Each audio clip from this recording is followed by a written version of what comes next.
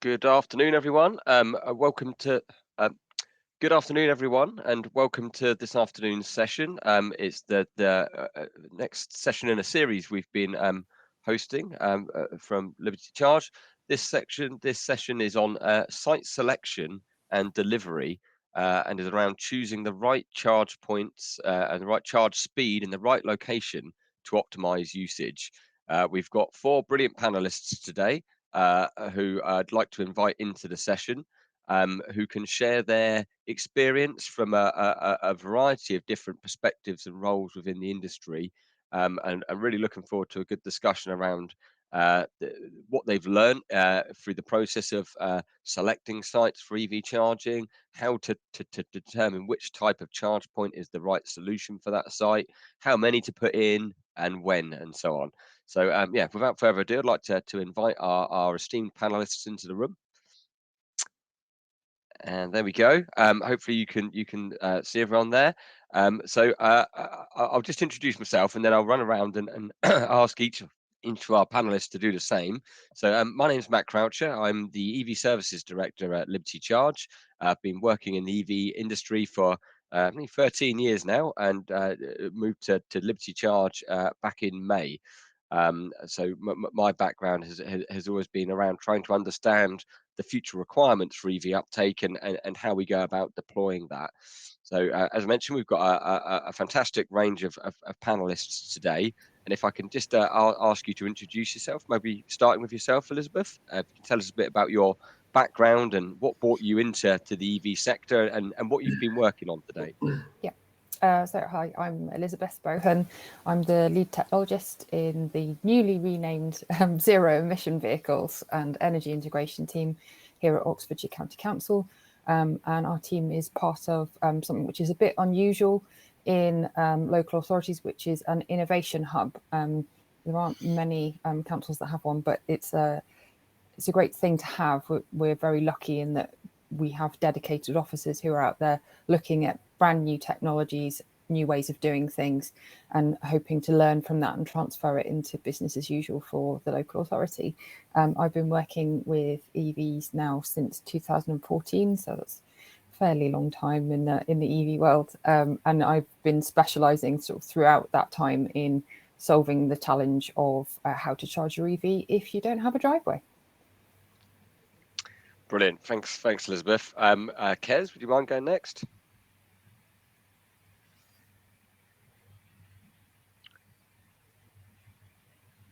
Oh, we've got some sound issues there, Kez. I'm not sure if anyone else can hear. Can you hear me now? Yes, that's good. Hi, yeah, I'm Kez. I am the Ultra Low Emission Vehicle Program Manager for Black Country Transport. So we work across 4 local authorities in the West Midlands, across kind of all kinds of strategic transport schemes, but kind of the EV program was a kind of a primary target when the organisation was set up. I've been with the organisation for about 3 years. Prior to that, I worked in automotive engineering. So kind of made the jump from private to public sector, and so kind of got a background in the automotive side of things, and kind of happy to now be able to apply it to some of the public sector challenges. And yeah, fundamentally, I'm responsible for delivery of our ultra low emission vehicle strategy, which kind of predominantly focuses on infrastructure. So charge point delivery, but it does also cover kind of the broader range of policy objectives around kind of taxis and private hire vehicles, fleet, and kind of all other areas that kind of touch into the EV ecosystem. Brilliant, thanks, Kez. And Ollie, would you mind introducing yourself as well?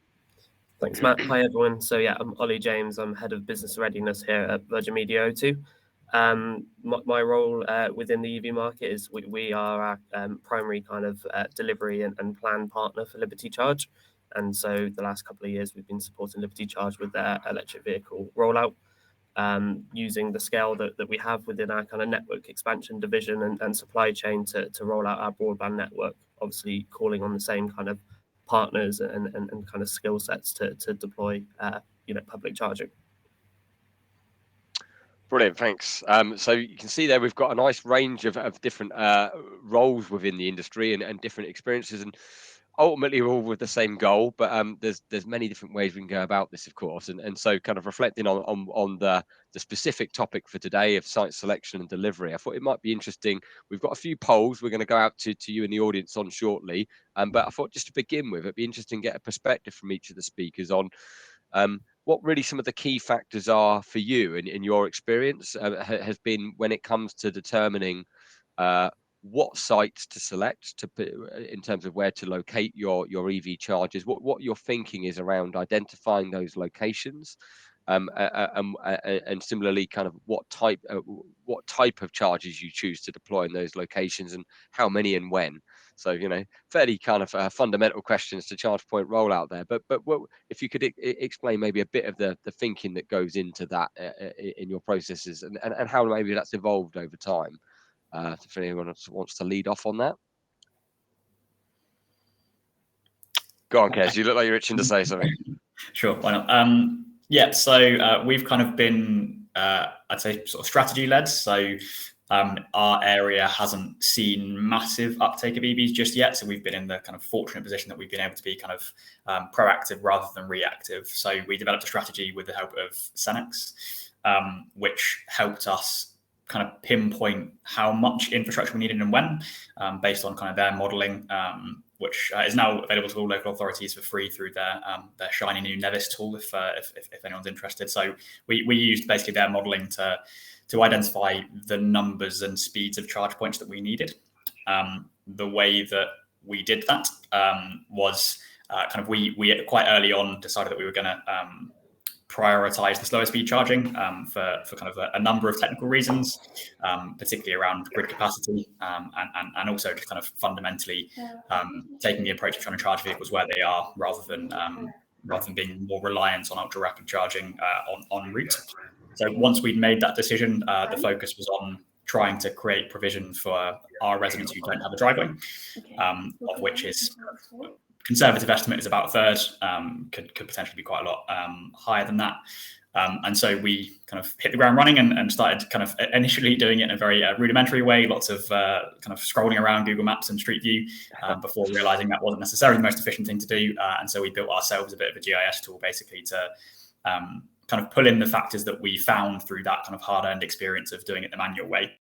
And particularly in our area, it was considerations around footway width. We've kind of got some pretty acute challenges around footway width, and at the time the conversation around build outs was challenging because of the impact it has on parking capacity in the areas that we're looking at, but it also drew out things like existing traffic regulation orders, kind of junctions and road geometry more generally, and also identified those properties that were unlikely to have a driveway based on kind of physical attributes of kind of how far they were set back from the back of the footway and things like that. So that was kind of the approach that we took, and we now have 315 kind of charge points that will be rolling out through an AUX project funded by the Office of Zero Emission Vehicles, and we've got that tool. We're in a position where we can kind of identify those sites much more quickly and move forward. And interestingly, over the kind of the 2 years that it's taken us to develop that and move forward, we're now in a position where we are getting quite a lot of resident requests. So we're now trying to find ways of building those resident requests into that tool, and be able to kind of respond to those a little bit more kind of proactively and efficiently than we've been able to previously. Interesting, and it's interesting you talk around the kind of evolution of that, and as you kind of touched on there, a couple of years is a long time in the EV sector, isn't it? And moving from the kind of manual process and kind of being able to utilize those tools and then evolve those and bring in new data sets and so on can make a real difference, I suspect, in how you've gone about identifying those sites and being confident in their deliverability and so on. Elizabeth, I'd be interested to hear kind of how your thinking compares to that. Really, I'm sure there's some commonalities, but maybe also some differences of approach as well. So some differences and some similarities, as you said. I think in Oxfordshire we were in the fortunate position of receiving some funding from the Go Ultra Low Cities scheme when that first started several years ago, and through a joint project with the City Council, who I worked for at the time, we did a small pilot looking at various different types of charging opportunities for people who don't have a driveway. which is where it all started for me. And based on the learning from that and a number of other projects that we'd run, the County Council coordinated an EV infrastructure strategy, which the district councils within Oxfordshire all contributed to and adopted. And so what we found was that the challenges around installing EV chargers on the highway were really high. We found that something that was quite difficult to do, quite expensive to do, and we found that we had sort of problems with the sustainability of the business model there. So our process is to have a sort of tiered tiered suite of options for deployment, and really focusing on looking at our car parks, because quite often our local authority car parks are in towns, villages, and they're close to the centre of town, where you get a lot of the terrace housing. So we've sort of started off focusing on that as our first option, and then looking at the rollout of cable channels and similar kind of low tech infrastructure to allow people to charge from their home energy at home. And then when it comes to deploying things on the street, it's really similar to what Kez has talked about, looking at what's the available capacity, pavement width. It is really critical for us. We've done some build outs. They have been, as you'd expect, more expensive. And we've got also to bring in considerations around active transport and where that might impinge on forthcoming cycle routes and similar things like that. So it is still challenging, but those are some of the things we take into consideration. Just as a final point, we've been lucky enough to work on a number of innovation projects with companies who are developing mapping tools. And one of the ones we worked on was with an organisation called Mind Foundry, which brings in an additional element into your assessments, which is looking at the demographic data around the areas where you're looking at charge points, and allows you to assess whether you are getting an even spread of charge point infrastructure across different demographic bands, so that you're not missing out areas where there might be more deprivation, and you can adjust your schemes to make sure that you're demonstrating equity. Interesting. And just a question that comes to mind for me on that, and then I'll go over to you, Gail, if that's okay. Was just around the off-street car parks that you were describing. Is that kind of fast or rapid or kind of combination depending on the site? Or yeah, it would depend on the site. We've focused really on the fast charging because we want them primarily to be used by residents overnight when we've got less demand on the grid. And nobody wants to kind of be popping out at 1 o'clock in the morning to move their car. So that's what we really focused on for that, sort of creating those overnight hubs, which can then be used during the day by people who are visiting the town. Yeah, I guess there's some interesting parallels between yourself and Kez there. Different formats, same principle of an overnight slower charge. Yeah. Gail, so I'm conscious we missed you in the introductions as you're having some technical difficulties joining. Would you mind just introducing yourself to the audience and telling us a bit about your background, and then I'll bring you into the discussion if that's okay?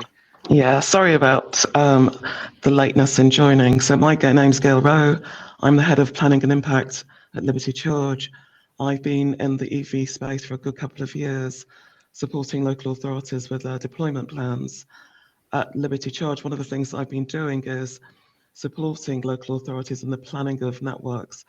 And as a number of the speakers have said, it's using GIS to identify optimal locations where we deploy charge points, and feeding into that is a number of different data sets. So for instance, in the tool that we use, we look at things like housing types, so whether or not it's detached, semi-detached, or flats, or terrace, and that's a really, really good proxy. So if you're living in terrace housing, the likelihood is you don't have access to a driveway or a garage. We also look at number of cars that are owned, as again, that's another trigger in terms of whether or not people will actually go out at a later point in time and purchase an EV. We look at qualifications, employment type, lack of dedicated off-street parking, and also walking time horizon. So actually where we place the charge point, how long do people actually have to walk to actually access the charge point. So a number of different variables that we use in our site selection tool. As a number of the speakers have said, our tool is evolving. One of the big things for us is making sure that we have equity in the network so that everybody has access to charging infrastructure, and what do we need to feed in to make sure that no matter where you live, you actually have access to chargers. Thanks for that, Matt. Brilliant. Well, thank you. Yeah, and again, so 3 different viewpoints so far, and different kind of some common threads to each. I think it's probably fair to say, in some of the kind of key considerations around what informs a site selection process and determines the types of chargers that you're looking to deploy there, and different kind of underpinning methodologies in terms of the different tools that are being used. If it's okay, Ollie, before I come to you, I'll put forward the first live poll, because it'd be interested at this point, I think, just to get a sense from the audience of what some of the key factors are in your experience that inform your decision making around where you are looking to deploy chargers, or what you're thinking will prove to be some key factors. So our first poll, I'm just going to click start on that now, and I'll just read that out. So it's what are the key factors for you in selecting sites and the type of charge points deployed? And we've provided a series of different options there. I believe they're multiple choice, so you can select more than one. And I'll just read that out in case anyone can't see that. So the options are known demand or resident requests, which we've heard come up, expected demand, so i.e. a forecast demand for charging. The principles of ensuring good coverage in charge points, so not necessarily expecting demand in all of the places you're deploying straight away, but trying to provide good coverage across a geographic area. The dwell time of vehicles and how that informs types of charge points. The nature of the site, whether there's amenities nearby and so on that influence the type of charge point. Deliverability, we'll come on to that in a moment. Political or stakeholder pressure for particular sites. And commercial attractiveness, with a view to unlocking council revenues to the council. So I'll just give a little bit more time. We've already got quite a few votes coming in there, and I'll just share those results. So can you all see that? I've clicked share. I'm not sure where that appears. So I'm not sure if you can see that. I've clicked share. At the moment, the highest scoring results are, so the key factors that the audience are saying informs their decisions are forecast demand, or ensuring there's good coverage, and deliverability. So that literally kind of whether there are the parking spaces available, there is the physical space to deploy the infrastructure. So those are emerging as the kind of key factors amongst the audience there, which is interesting. I'd be interested to get kind of views from our panelists on that. Does that kind of conform to what you expect? So it's kind of a combination of deliverability, i.e. a slightly pragmatic approach to where can we put them, and secondly, ensuring there's good coverage. Yeah, I guess I would say that's a key factor, or 2 key factors. I think under deliverability, one of the key things of that is actually having the ability to connect to the power, and that is the biggest stumbling block that we've come across in all of our sites, has been that DNO connection. So. And what would you, as a finger in the air estimate, what proportion of sites you initially select would you say fall by the wayside, or prove challenging because of that factor alone? I'd say probably 10 to 15% of are ones where we just have to go, oh no, we can't do that, or where there's some serious work that needs to be done to make it viable. We've had some real help from SSCN, who are our local DNO, through another tool, the LEAP or RESOP tool, which has allowed us now to be able to see some of the energy capacity at some of the sites without having to go to them for detailed quotes. It's not perfect, but it's been a real boost to what we've been doing.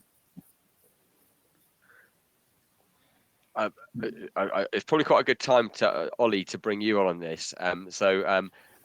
Given your introduction and your role, tackling some of the constraints with the sites that are presented to you, and then you look to go around delivering. Obviously, power connection is a major one for you. It would be interesting to get your take on what some of those constraints are in particular, power being a key one, obviously, and then how you overcome those where you can. Yeah, no, completely agree. And I think, for us, you can kind of do the GIS mapping, which gives you a really good foundation for getting out on site and doing a proper survey to understand the actual physical constraints, and then obviously then the power constraints on site is crucial to ensure that you don't get the droppage as you go through the kind of delivery process. I think from a power perspective, it's the biggest variable when deploying EV EV infrastructure from a cost perspective. And so understanding as early as you can in that process whether a site is viable based on the power capacity and the kind of availability in that area is crucial. And so a couple of the things that we've done is to ensure that you're doing kind of line search checks, or I know Elizabeth's just mentioned another tool with SSE, that those kind of checks up front before you incur any kind of cost in that delivery process is really crucial. And then as you go through that, then obviously getting the detailed quotes back from the DNO to kind of confirm the viability of the site. As that kind of progresses then into the build phase, there's obviously other challenges in terms of time to deploy. And one of the kind of things that we've done is move to that jointer only model. So instead of relying on the DNO to come and dig up the pavement after we put in the infrastructure, you're kind of doing all of that construction element in one go, therefore minimizing disruption for the residents, but also increasing and quickening up the time to deliver.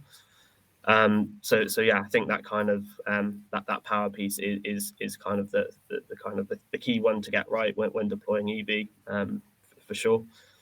I think then kind of moving on to kind of some other site constraints. So we've already heard around the kind of the footway widths is a crucial one.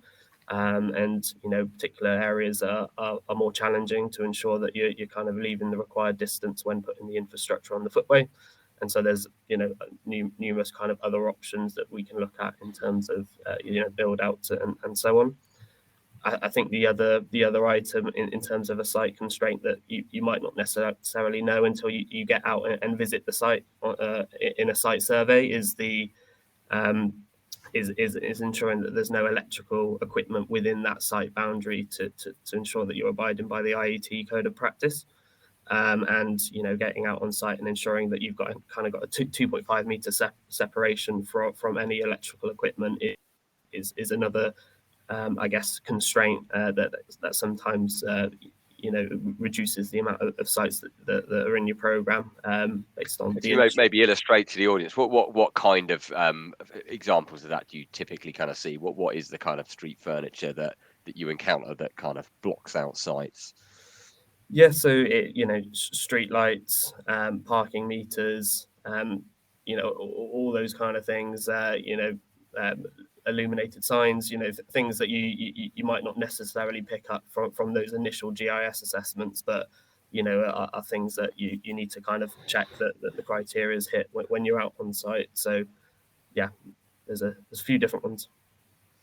Brilliant, thanks, Ollie. And Gail, as a seasoned pro in assessing sites and making them work and familiarity with many of the constraints we run into, what's your take on this? What's your experience of what can prove to be barriers to deploying sites where we might want them, and where in your experience can they be overcome creatively or innovatively, and where are they just showstoppers and you just have to look elsewhere? Yeah, so as well as some of the kind of like physical constraints which Ollie has outlined, there are also constraints around resident pushback.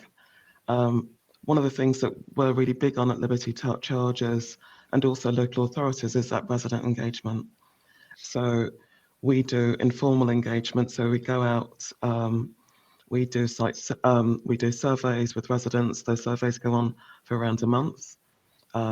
We look at the feedback from those surveys, and if there are significant objections, we might drop a site. So technically, it might be a very good site. It might be a good site in terms of actually, we know that there's going to be really, really strong demand for this site. All of the data is telling us, and all of the evidence is telling us that actually, in time, this is going to be a really strong location. But because of the resident resistance or objections to a particular site, we decide to actually not go ahead with the site. That's not to say that we're going to drop that site completely, but actually we'll pause that site and we might push that site in a future backs. So a couple of years down the line, we might go in and install in that site as people's interest and people's views on electric vehicles improve. One of the things that we've also done is we've deployed one charge point, 2 sockets, and then we've also put in passive provision. And what I mean by passive provision is we actually put in the infrastructure onto the ground, and at a later date, when take up increases, we can actually just drop the charge point in. I say drop the charge point, then it's obviously a lot more complicated than that. But because we've done all of the civils, we're minimizing disruption so that actually it's just the charge point that we need to install. So we don't need to kind of like dig up the pavement to install the cabling. So that's one of the things I'd suggest: either pause and install at a later date if you're getting lots of resident objection, or do passive provision. Brilliant, thanks, Gail. And Kez, is there anything you wanted to add in terms of your experience around some of the barriers you encounter, having done all the kind of good work to identify sites where you feel a charge point is needed, and what type you want to put there, to finding on the ground, actually I can't because ... Yeah, a very similar challenges to everyone else. DNO, yeah, same. Yeah, being the biggest one, we found that kind of over our geographic area, the variation in terms of the kind of the grid capacity is enormous. We've had some areas where pretty much every connection that we've asked for has been completely affordable, and then we've had other areas where it's like maybe 50% of sites aren't viable. So it does vary enormously, and while at the beginning of this journey, the information that was available from what was at the time Western Power Distribution was a little bit difficult to get access to, and it wasn't the most user friendly unless you were someone who had worked your life in kind of the energy sector. Those tools are improving all the time, and now known as National Grid Energy Distribution, I think they're called now. Their online kind of suite of tools that we can use is massively improved, and kind of as has been suggested, we can kind of do that process a lot earlier now and get an idea. I think the other thing that has been mentioned is there will be a huge shift in this respect from April next year. So the way that you pay for those kind of infrastructure costs is changing. So generally, the ones that have been unaffordable. So there are some where it just happens that there's not, you're a very long way from a connection point, and that's hard to avoid, and that will just be a cost that you'll have to deal with. But most of the very expensive quotes that we've had for connections are a result of kind of reinforcement costs, and usually reinforcement costs at a level above the connection that we're actually tapping into. And as of April next year, those costs are going to be kind of socialized, so you won't pay them as the person connecting, which we're hopeful in some of the areas where we've had really acute problems will make that process a little bit kind of a lot more plausible for us. Timescales kind of are still to be determined, because I guess those reinforcements still have to happen. It's just that we're not necessarily paying for them this time. But yeah, I think that's kind of the main thing that I'd pick up on. And we've had a few weird ones as well, where we've looked on Street View and it all looks great, and then we arrive on site and the hedge hasn't been trimmed for a couple of years, and the Street View image was out of date, and the effective footway width has been reduced from like 2 meters to 1.5, and suddenly it's not really a viable site for us anymore. And yeah, it's amazing the kind of the small things that can scupper a potentially really promising location. Oh yes, the overgrown hedges into the footway is something we've encountered on more than one occasion, isn't it, Gail and Ollie? I'll run the second poll then, just so it'd be go around and get each of your takes on some of the typical kind of barriers and so on that you've faced.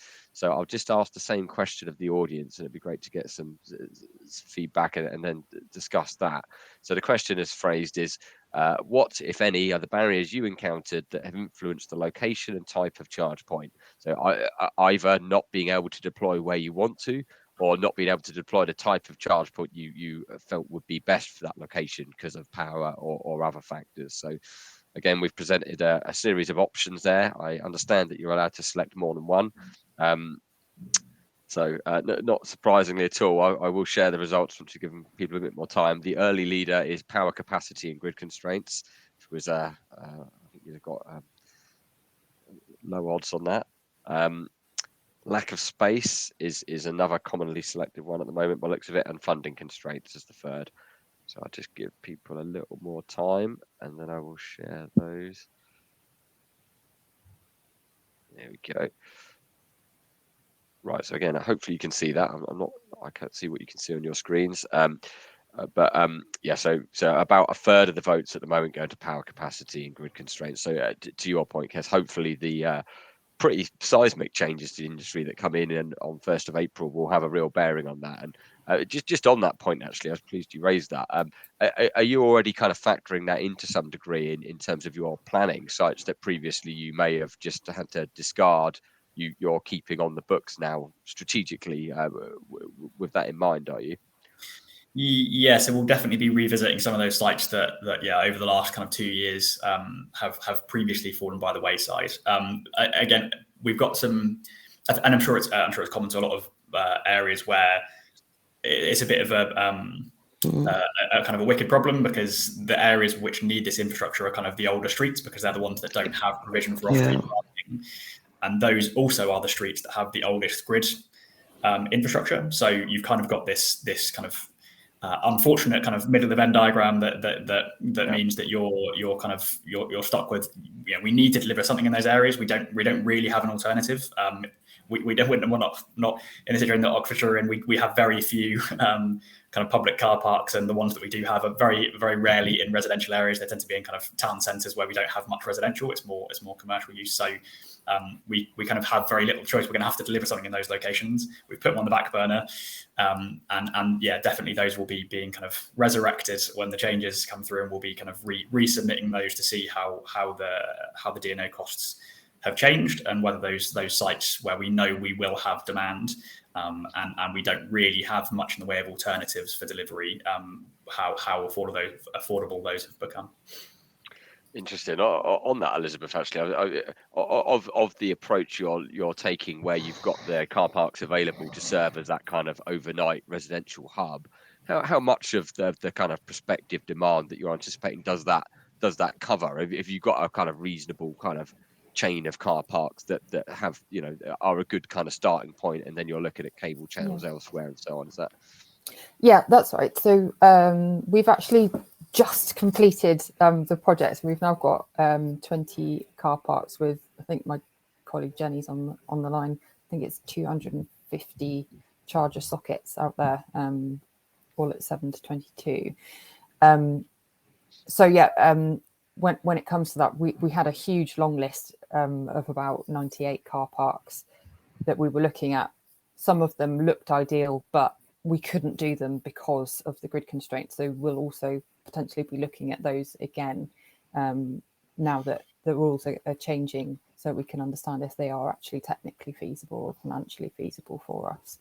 And then, with the cable gullies, obviously the great thing about that is you're connecting to your home power supply, so there's no need to involve the DNO directly.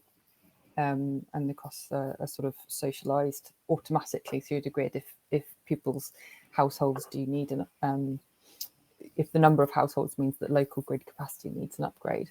But yeah, absolutely looking forward to more opportunities where we do need to put things on the street as well, because there will be some areas where neither of those opportunities are suitable. Sure. Okay. I can see we've had quite a lot of questions come in over the chat, and sorry, I should have mentioned at the start to our audience. Hopefully, you can see in the bar at the bottom there is a live chat option. If you've got questions that you want to ask or direct to any particular panelist, please do drop those in there, and I'll just start to if we start to kind of work through those. Right, so we've got a question from here's a comment from Jenny Figueredo, actually, who is that your colleague, Elizabeth? Yes, yeah. Yes. So what she just says, she said, we have also started to look at other types of car parks, not just those owned by district councils, and are gearing up to pilot some charging micro hubs in small rural areas by working with town and parish councils. Would you like to expand on that a bit? Yeah, absolutely. This is something that we first came to talk about probably a couple of years ago, and have since been having long chats with Suffolk County Council, who've done this in their extremely rural county. The idea is quite a simple one. As the county council, we could offer a grant to local community centres, town, parish councils, anywhere where there's some kind of community land where people can park their cars. What we're looking at is small scale deployments. So in most of these places, we hope we'd be able to tap into the power supply at that village hall or community centre to provide some EV charging for local people in those really tiny little villages and communities out there. So it's something new, something that Suffolk has really successfully piloted out there, and we think could be a useful way of overcoming some of those barriers around the grid connection in those really far-flung villages. Brilliant. Okay. Right. So my next question was, somebody had asked, it's just jumped around. Somebody had asked if you could just repeat the model you referred to at the start, because they didn't quite catch the name. Sorry, it was Luke Waddington that said, I didn't quite catch the mapping company Elizabeth mentioned that includes demographic data. Yeah, so that's Mind Foundry, a company called Mind Foundry, and the tool is the Energize, spelt with a Z tool. Brilliant. I hope that answers your question, Luke. Thomas Evans has asked, how do you deal with disability groups re-trailing cables over highways/footway? This has prevented us doing more AUX work due to complaints. Also, feedback we had after introducing ours has been that residents want to utilise their own tariff rather than paying a premium to use charge points near their home. So kind of two elements to that then. The first is what the panel's view is, or what experience you've had in terms of dealing with disability groups' concerns over trailing cables. So maybe if we take that one first, does anyone want to respond on the perennial challenge of trailing cables? Yeah, I very much welcome the new the new British standards that have been developed for accessibility of charge points with Motability. Definitely, that's kind of a massive step forward, and I think it's been something that's been a real concern of ours up until this point, when we've been trying to design this sort of infrastructure, and we've had to kind of, we've engaged with local groups to try and get some feedback, and we've kind of used existing best practice we can get our hands on, but having an actual standard is going to be a real game changer in improving this. With regards to training cables, we haven't had anything specific when it comes to AUX, just because the charge points are at the front of the footway, and kind of the distance between the charge point and the socket on the vehicle is very small, so it's quite unlikely that is going to present a trip hazard.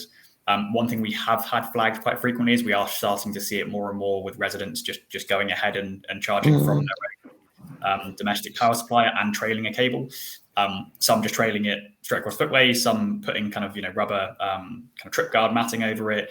We've had lots of, quite a few now kind of requests from residents of asking for permission to do so, and it's been interesting because there definitely seems like quite a broad range of opinions across local authorities, even across just the four that I work with. Some it is an absolute hard no, and they'll quote the Highways Act of 19 something or other that they will quote as being the thing that absolutely prohibits you from trailing a cable across the footway under any circumstances.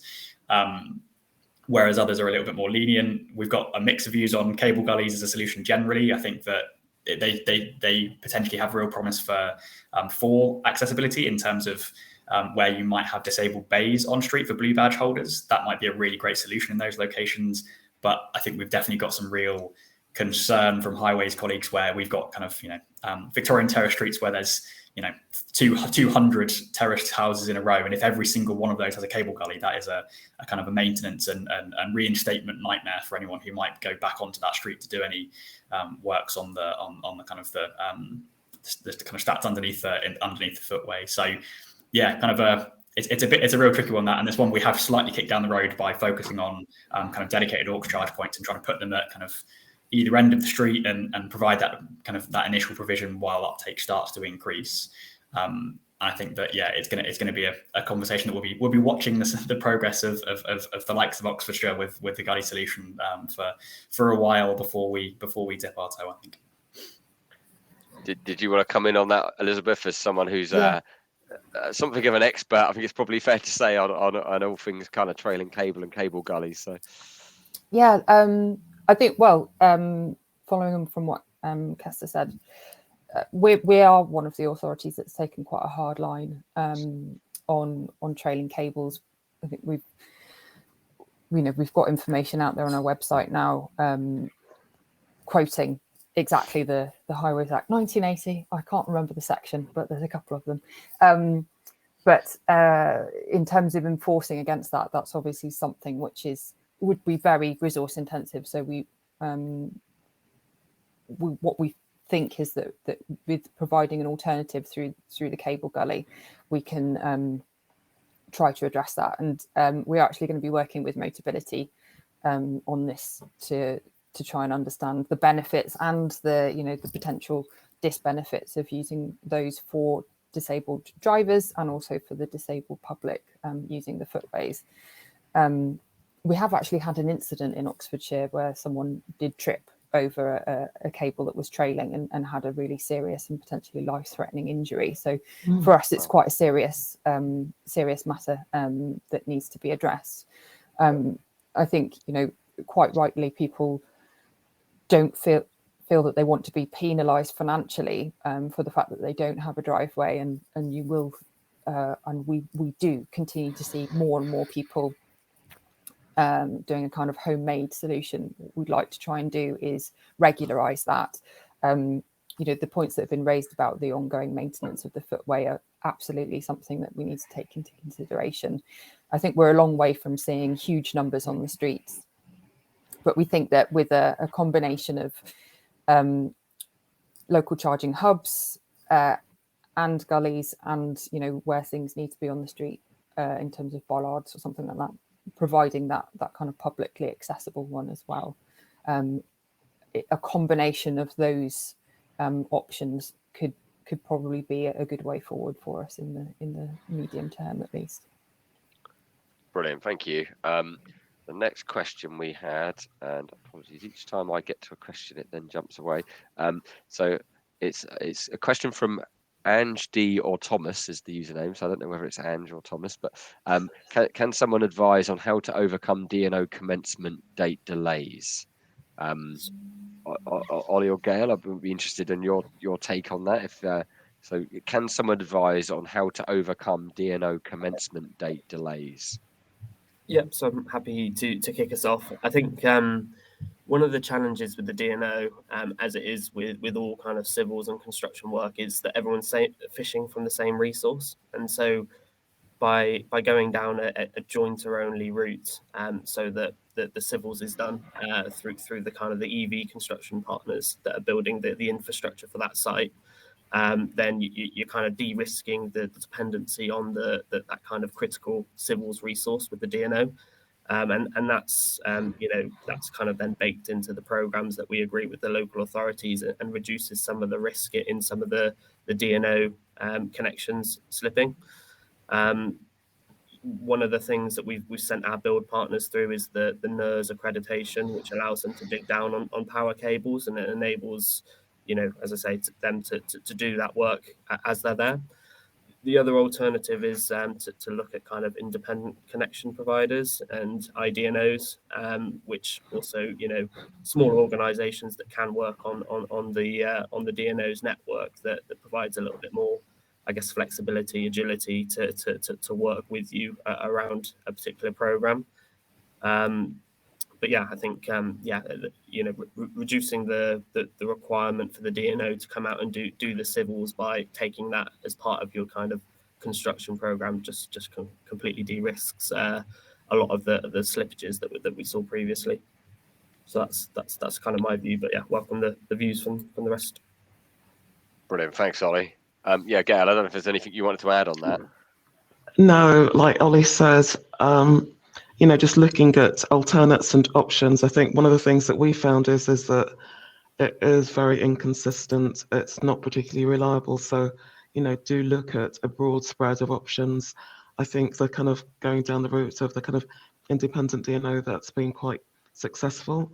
But like you said, either build it into your program because, the risk is that you might think that you're getting the DNO come out, but for whatever reason, that doesn't happen. So yeah, look at your options.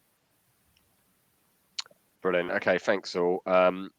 Brian Rankin has just made the kind of observation. He said, worth highlighting that increased socialisation of costs, brackets reducing costs from DNOs from next year, doesn't apply to Northern Ireland as far as I'm aware. I assume that applies to all other parts of the UK, but not sure. So that's just helpful to point out for any of the audience who's joining from Northern Ireland. In terms of the next question we've got, if I can wrestle it back. So Liz Unworth has asked, how do you solve the problem in villages that don't have a car park and not many pavements? Can you give an example where EV chargers have been installed? So we see plenty of examples of these kind of smaller market villages where, particularly more historic villages where you don't have anything like a kind of conventional footway or any footway at all, indeed, to work within. I don't know whether that's something you've encountered, Elizabeth. I think what we've found so far is that in most places there's some space off the road which could be used.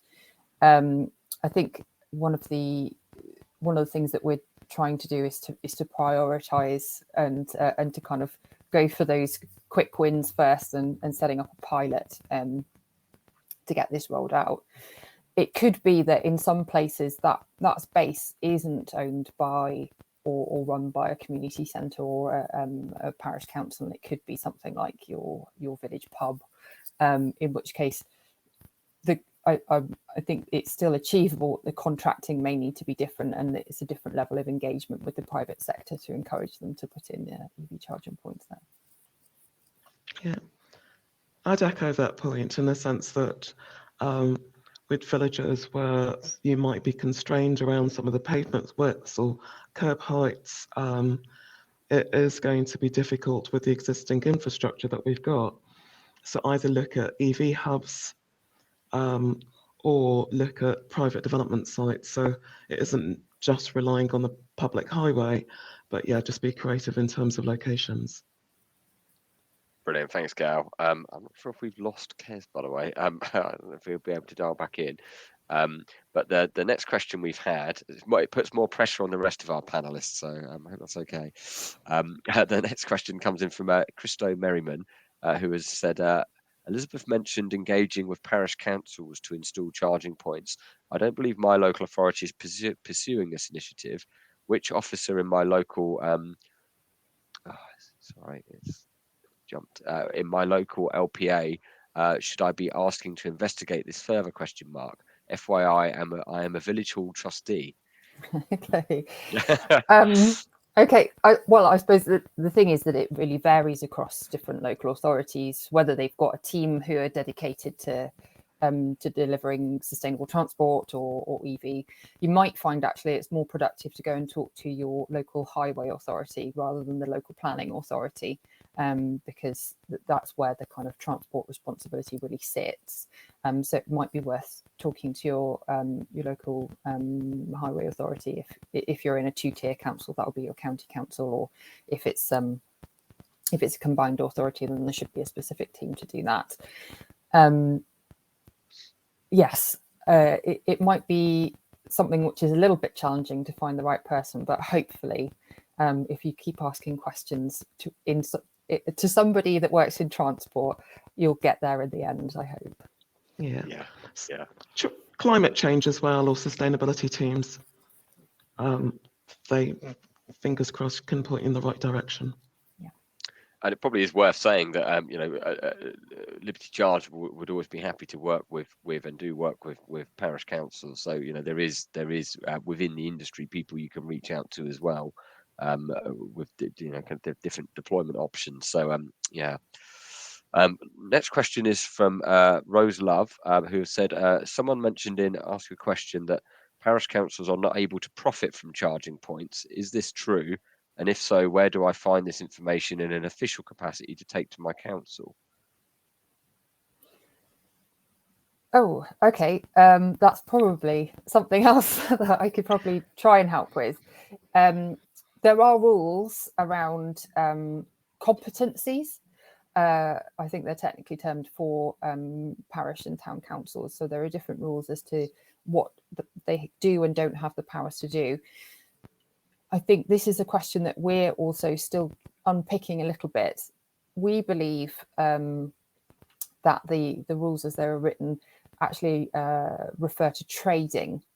And so we're trying to understand whether an arrangement with a charging provider is classified as trading, and perhaps whether the funding could be ring-fenced to be reinvested in the scheme, and whether that would help ease some of the difficulties around those rules. The other thing which we've been looking into is charitable organisations, which are often attached to parish councils, village halls. Quite often they're run by a charitable organisation, and there's no prohibition, as far as we know, on those authorities or those organisations carrying out something which could potentially be classified as trading. If you think about village tea mornings, those sorts of things are raising money for that community fund or similar. So we think there are opportunities there to navigate some of those slightly difficult challenges. I think they're developed before the advent of any kind of EV charging, so it may be that those rules need updating. But there are certainly differing opinions on whether that's an outright ban on receiving any funds in return for the use of the EV chargers. Yeah, and just to elaborate on that as well, most parish councils will need to cover their costs, so they'll need to think about how they generate income of some sorts to cover some of those costs. So definitely it's not necessarily profit making, but actually you're just covering your costs. So I think that can be legitimate. Brilliant, thanks for that. Hopefully that's a useful response, Rose. And I can see Jenny's provided some responses to you in the chat as well. So you've come to the right place to ask that question, I think. We've got through the questions we've had in the chat. A couple of further questions that came to mind for me just in this discussion.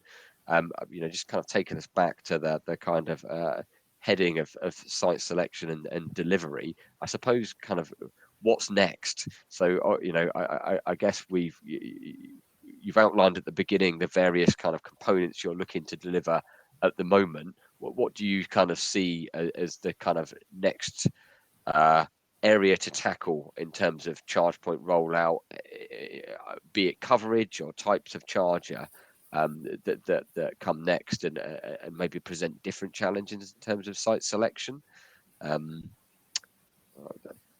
Direct that at anyone in particular? Does anyone have a view on kind of what comes next? So I think I guess Elizabeth, if at the moment your focus, for example, is around some of the Joss Street hub car park sites, some on street and some cable channels, is there a kind of next phase beyond that once you've tackled those kind of areas becomes your next area of focus?